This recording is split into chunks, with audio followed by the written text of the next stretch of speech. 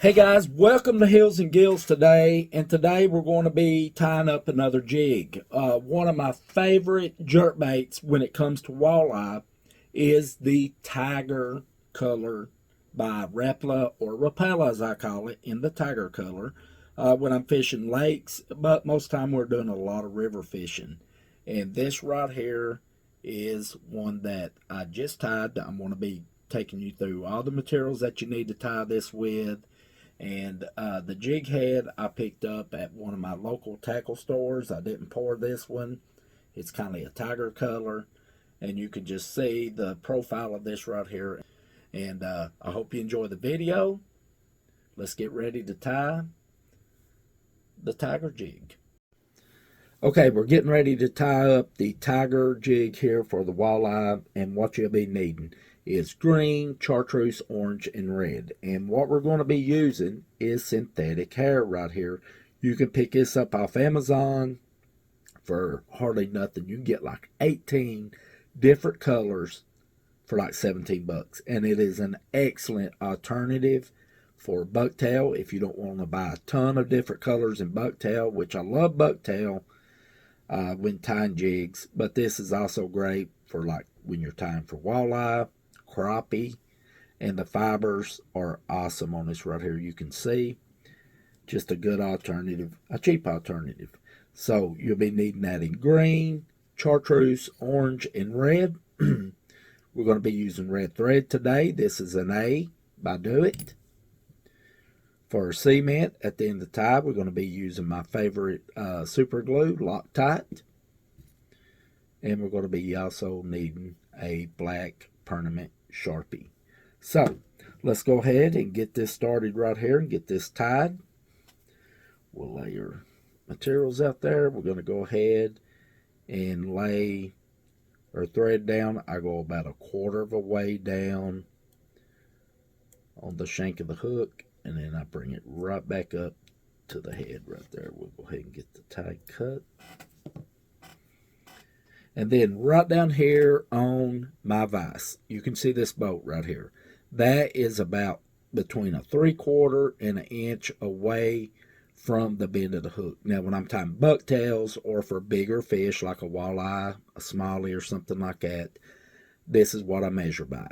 And I'll just push my hair down to get a rough estimate. I want it bumping right up against it or right on it just a little bit. And just a good way to measure.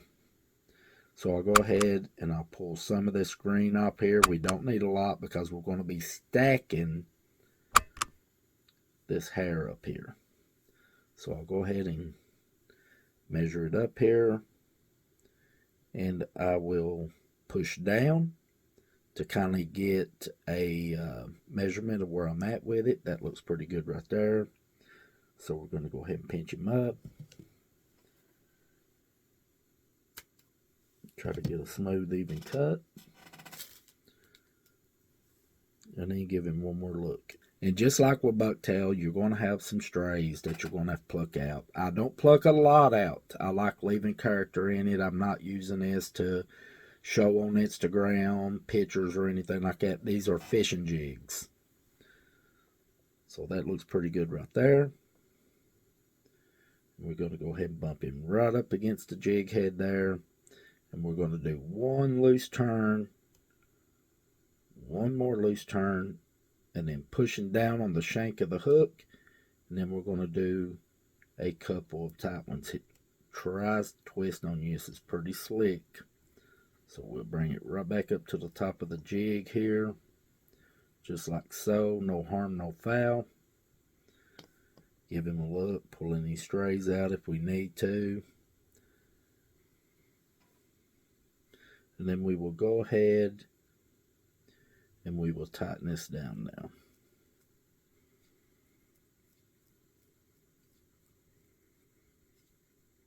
Building that collar as we go.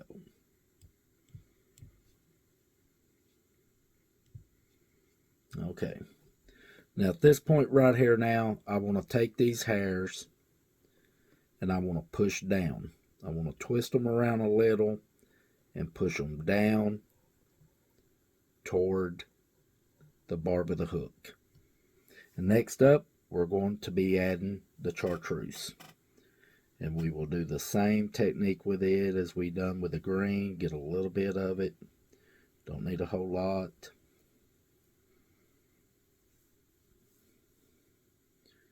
Pinch him up. Do a measurement on him.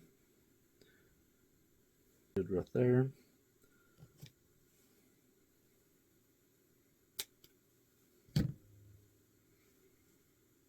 Then cut it, lay it to the side. Pull any longer hairs out. Sorry, reaching over the camera. That's where my trash can is. Give it one more look there. That looks pretty good.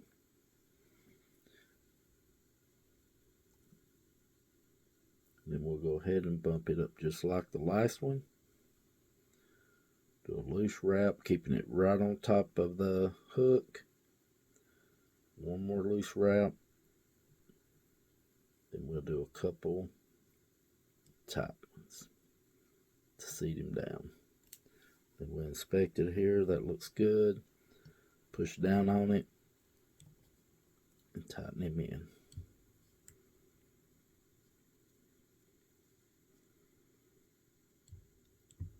Okay. Now at this point we want to do the same. We just want to push this down and push it right down with the green. Then next up we're going to go with the orange.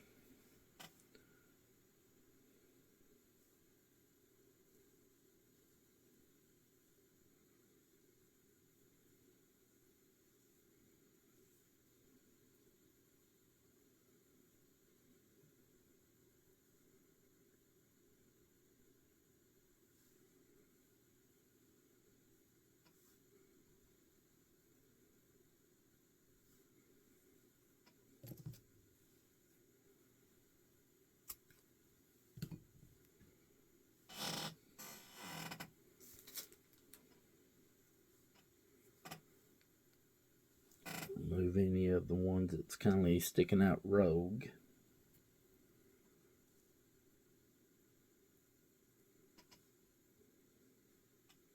That looks pretty good right there. Go ahead and get a few of the strays out the front here.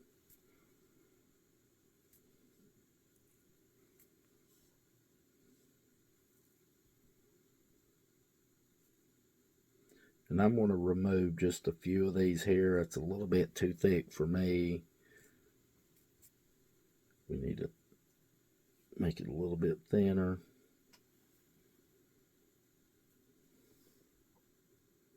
That right there looks good. So we'll go ahead and lay it just like the other ones. Do one loose wrap to catch it.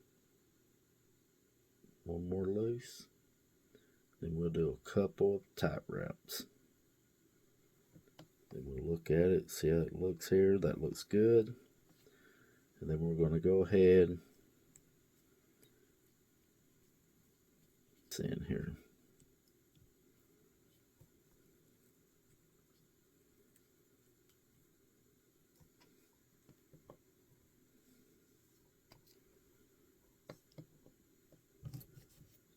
Got a little stray right here we'll get rid of. Right down next to the jig head. That's looking good. We got a little bit sticking out right here, but that's not going to matter that much because we're going to be putting the red on next. Now we got the orange laying here, and we're going to leave it laying on top. We're not going to push it down, pull it down toward the barb of the hook, the bend of the hook, and we're going to add a red right on top of that now.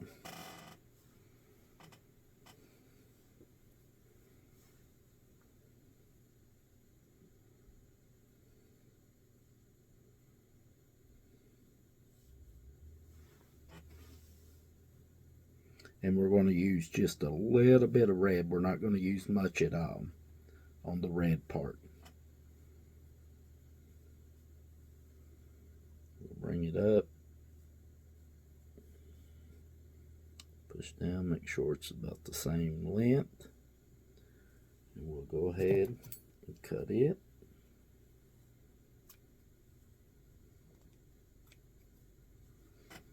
Gonna even it up.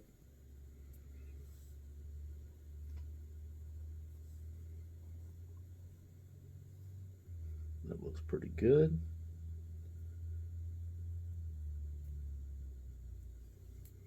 And then we're just gonna do as we done with the other ones.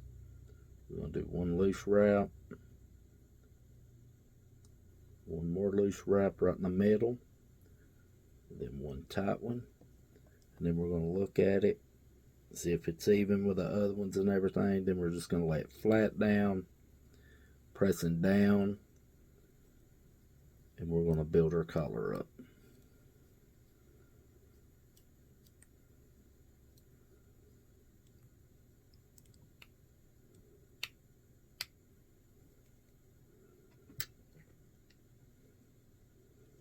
It's looking good. Couple more turns right up toward the head of the jig. Bring it halfway back toward the front, then all the way back. Then one more time up to the front, and that's time to whip finish it. So we'll go ahead and get our whip tool. And the way I do this, where it's a walleye jig, just like with a smallmouth, I put 5 in. 4 or 5, tighten it down, then I'll do 5 more, 4 or 5 more.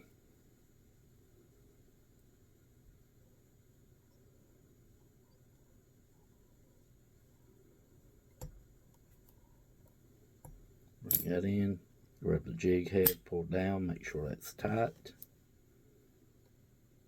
Get the thread cut, loosen my vise up some, and then I will flip it over, and this is where the Sharpie's going to come in. I'll take my black permanent Sharpie, and I'll just put some black stripes down it. 3 or 4, how many ever you would like.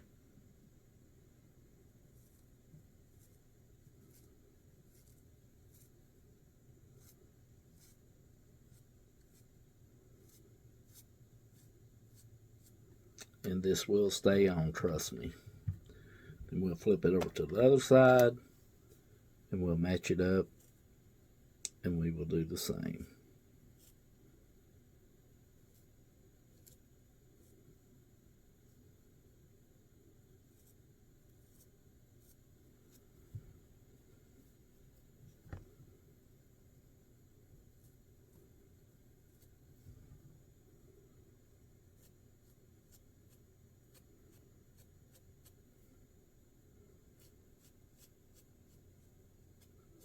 Pushing down on it, letting it soak all the way through.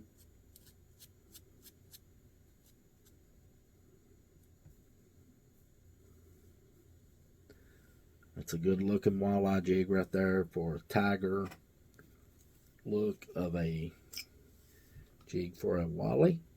So we're going to go ahead and take our Loctite, and I'm just going to put some glue right around on the collar. And there we have got the tiger jig finished. It's ready to go fishing with. This is a really nice jig for walleye, rivers, lakes, wherever you fish for walleye at. We do a lot of river walleye fishing ourselves.